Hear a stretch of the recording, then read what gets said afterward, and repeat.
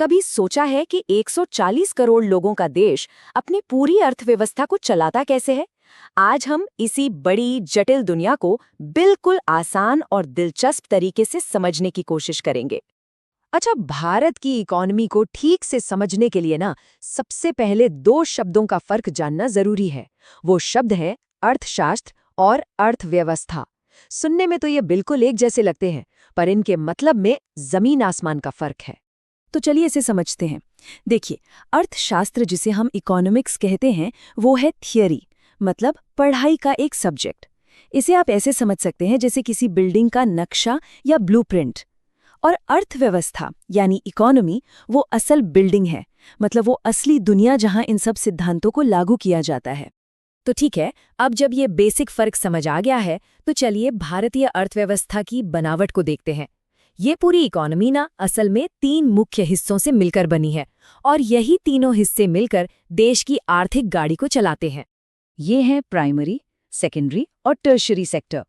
Primary sector में वो सारी चीजें आती हैं जो सीधे सीधे प्राकृतिक संसाधनों से जुड़ी हैं, जैसे खेतीबाड़ी या खदानों से खुदाई। सेकेंडरी सेक्टर में इन्हीं कच्चे माल को इस्तेमाल करके कुछ बनाया जाता है, मतलब मैन्युफैक्चरिंग, जैसे कि कार बनाना। और तीसरा टर्शरी सेक्टर, इसमें होती हैं सेवाएं यानी सर्विसेज, जैसे बैंकिंग, ट्रांसपोर्ट और हमारा पूरा आईटी सेक्टर। और यहाँ एक बहुत ही दिलचस्प बात सामने आती है। आज के समय में भारत की इकोनॉमी का सबसे बड़ा हिस्सा सर्विस सेक्टर है। ये अकेला सेक्टर जीडीपी में 54% का योगदान देता है। ये एक बहुत बड़ा बदलाव है जो दिखाता है कि भारत की इकोनॉमी अब सर्विस आधारित होती जा रही है। तो सवाल ये है कि किसी देश की आर्थिक सेहत को नापा कैसे जाता है? जैसे डॉक्टर हमारी सेहत जांचने के लिए पल्स और ब्लड प्रेशर चेक करते हैं, वैसे ही इकोनॉमी की सेहत जांचने के लिए भी कुछ वाइटल साइंस होते हैं। और इनमें सबसे आम और सबसे जरूरी है जीडीपी। सिंपल भाषा में कहें तो जीडीपी का मतलब है एक साल के अंदर देश की सीमाओं के भीतर बनी सभी चीजों और दी गई सभी सर्विसेज की कुल वैल्यू। ये इकोनॉमी का साइज बताता है और इसमें इस बात से कोई फर्क नहीं पड़ता कि वो सामान किसी भारतीय ने बनाया है या किसी विदेशी कंपनी ने। लेकिन जीडीपी से सिर्फ देश की कुल कमाई का पता चलता है, ये नहीं कि आम आदमी तक कितना पैसा पहुंच रहा है। तो लोगों की असल समृद्धि जानने के लिए हम देखते हैं प्रति व्यक्ति आय यानी पर कैपिटा इनकम। ये सीधा सीधा बताती है कि देश में औसतन एक इंसान साल में कितना कमा रहा है। और अगर भारत की बात करें तो मौजूदा आंकड़ों के हिसाब से यहाँ प्रति व्यक्ति आय लगभग 2,28,000 रुपए है। ये नंबर अपने आप में बताता है कि देश की आर्थिक तरक्की आम लोगों के जीवन को कैसे छू रही है। अब इस आंकड़े को थोड़ा और समझने के लिए एक तुलना करते हैं। अमेरिका की प्रति व्यक्ति आय करीब 51 लाख रुपए है। देखिए ये अंतर कितना बड़ा है, और यही अंतर हमें दिखाता है कि भारत के पास अभी डेवलपमेंट की कितनी ज्यादा गुंजाइश बाकी है। चलिए अब बात करते हैं उन दो सबसे बड़ी ताकतों की जो इस पूरी इकोनॉमी की गाड़ी को कंट्रोल और बैलेंस करती हैं। इन्हें हम अर्थव्यवस्था का दिल और दिमाग भी कह सकते हैं। तो दिमाग है सरकार, जो बड़े बड़े रणनीतिक फैसले लेती है, जैसे कि टैक्स से पैसा कहाँ से आएगा और बजट के जरिए कहाँ खर्च होगा। और दिल है हमारा रिजर्व बैंक ऑफ इंडिया यानी आरबीआई।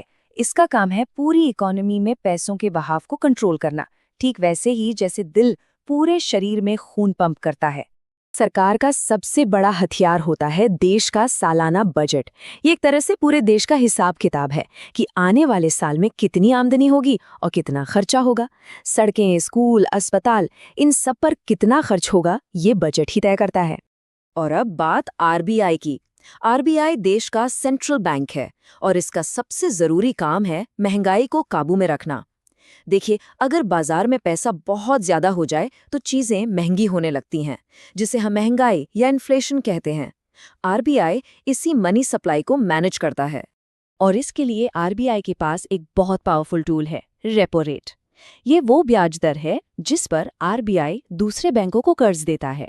और कमाल की बात यह है कि जब भी आरबीआई इस एक रेट को ऊपर या नीचे करता है तो हमारे होम लोन से लेकर कार लोन तक सबकी ईएमआई पर सीधा असर पड़ता है। चलिए आखिर में एक नजर डालते हैं आजादी के बाद से अब तक भारतीय अर्थव्यवस्था के पूरे सफर पर। ये कहानी भी बड़ी दिलचस्प है। ये सफ़र शुरू हुआ 1951 में पंचवर्षीय योजनाओं के दौर से, जब हर चीज़ सरकार के कंट्रोल में थी। फिर आया 1991, जो एक बहुत बड़ा टर्निंग पॉइंट था। तब भारत ने उदारीकरण की नीतियां अपनाई और अपनी इकोनॉमी के दरवाजे पूरी दुनिया के लिए खोल दिए। और आज हम योजना आयोग की जगह नीति आयोग के फ्रेमवर्क में काम करते हैं, जो ज़्यादा लचीला है। तो एक बंद नियोजित अर्थव्यवस्था से लेकर एक ग्लोबल प्लेयर बनने तक का सफर हमने देखा। पर अब सवाल ये है कि भारत की आर्थिक कहानी का अगला चैप्टर क्या होगा? क्या हम दुनिया के लिए एक मैन्युफैक्चरिंग हब बनेंगे या फिर सर्विस सेक्टर में ही अपनी